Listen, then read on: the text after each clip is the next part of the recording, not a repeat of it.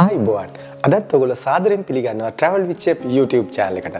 අදත් මම රෙසිපි එකක් අරන් ආවා. ඒ තමයි මම pancake.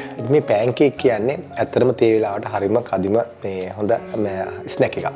ඉතින් මේ කෙටි ආහාරය ඕන වෙලාවකට මේක සාවන උදේ වෙලාවකට හවස් වෙලාවකට ඒකට හරිම මේ හොඳ දෙයක්. ඒ වගේම මමත් ආස දෙයක්. ඉතින් මම අද ඔයගලන්ට කියලා දෙන්නම් මේක හරිම ලේසියෙන් හදා ගන්න පුළුවන්. ඕන කෙනෙකුට හදන්නත් පුළුවන්. ඉතින් අපි බලමු ඒක කොහොමද හදන්නේ කියලා.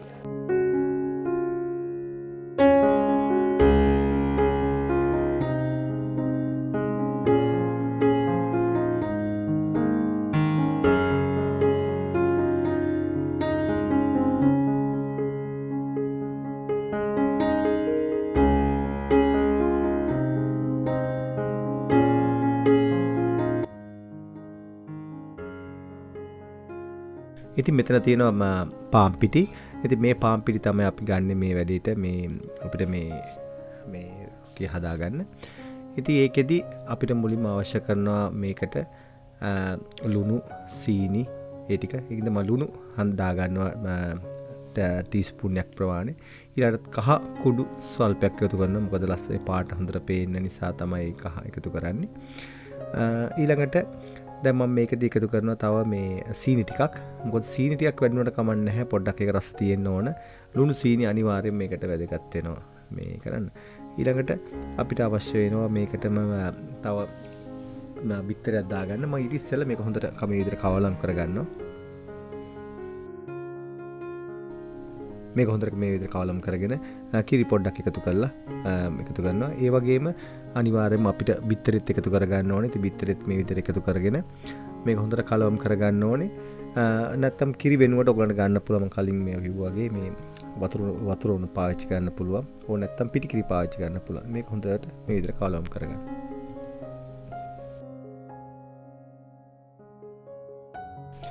මේක හොඳට කලවම් කරගන්න. මේකේ මතක තියාගන්න කැට නැති වෙන ගානට මේක හොඳට කලවම් කරගන්න. ඒ හරි පදම තියන්න. ගොඩක් ඝන කරන්නත් එපා, ගොඩක් තික් කරන්නත් එපා. ඒකින්ද මේක හැන්දල් ගත්තාන් පස්සේ හොඳට බේරන ගානට මේක තියාගන්න.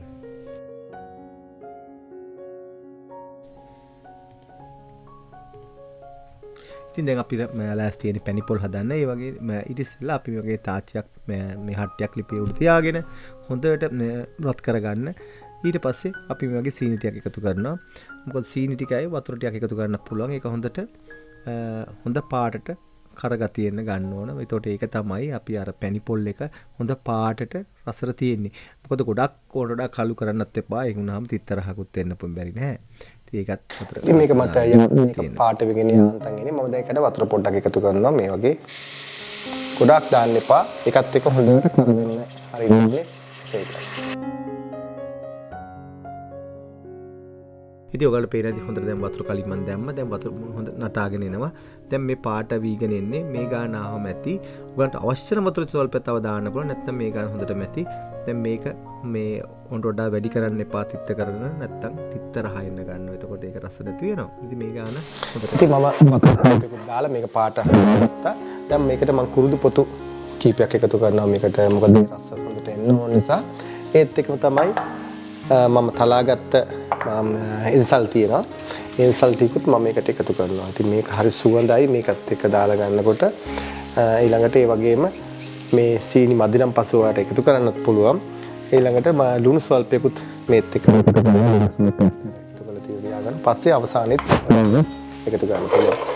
ඉතින් මේකෙදි මම දැන් පොල් ටික මේකට එකතු කරගන්න.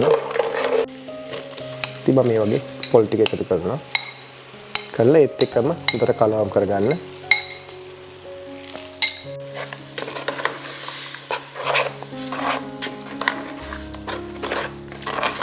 මේක හොඳට එකතු කරලා ලිපේ මේ විදිහටම කලවම් කරගන්න. ඒ වගේම තව පොල් තියෙන ඉතුරු වෙලා ඒ පොලුත් අදා අවශ්‍ය මේ විදිහට ගොඩාක් තෙත කරන්නත් එපා, ගොඩාක් ඩ්‍රයි කරන්නත් එපා.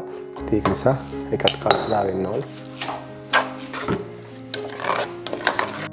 ඉතින් මම බලන්න මේකේ පදම හොඳටම තියෙනවා.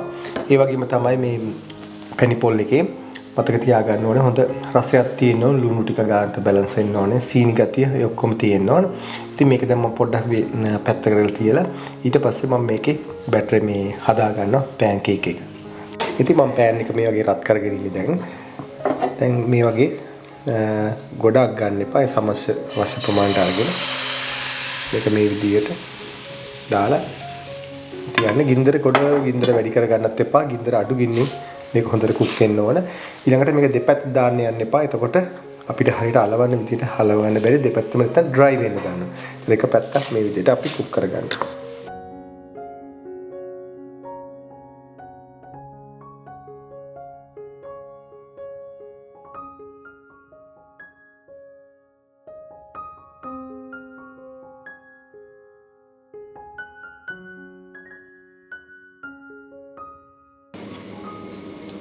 ඉතින් මේ විදිහට දාගත්තා. දැන් මේ වගේ පැණි පොල් ටික මේ විදිහට මැදට එකතු කරලා මේ තියෙන අවශ්‍ය ප්‍රමාණය ගොඩාක් පුරවන්නත් එපා. මේ දෙපැත්තට වෙන ගන්න එපා. මැදට අරගෙන මේ වගේ රෝල් කරගන්න. මේ විදිහට රෝල් කරගෙන ඊට පස්සේ දෙපැත්තට මේ මතින් තද කරන්න. මොකද නැත්තම් මේ පැත්තේ හැලෙන්න පුළුවන්. ඒකයි මේක මම තවත් විදිහට අපි හදනවා. මම මේකත් ඔබට කියලා දෙන්නම් ඊළඟ වීඩියෝදී. ඉතින් තවත් විදිහකට තියෙන හදන්න මේ වගේම පැණි පොල් ටික මැදට දානවා. දාලා ඊට පස්සේ ඔයාලට මතක ඇති මේ අපි රෝල් හදද්දි රෝල්ස් හදනකොට මෙන්න මේ පැත්තෙන් දෙපැත්තෙන් වහනවා. ඉතින් මේ විදිහට හදන්න පුළුවන් මේක මේ පෑන් කේක් එක. කළා මේ විදිහට රෝල් කරගෙන යන්න පුළුවන්.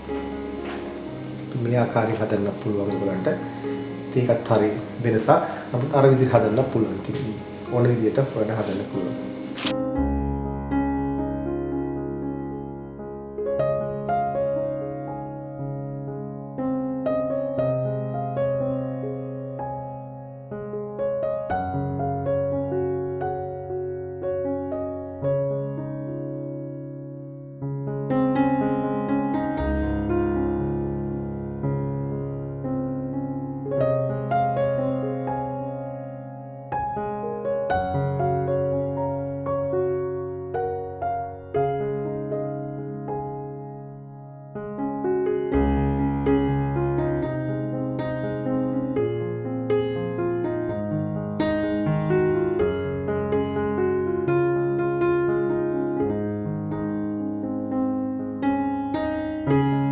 ඔන්න මම අද හදාගත්ත මේ පෑන් කේක් එක. ඉතින් මේක ඉතාමත් හොඳ විදියට ආවා.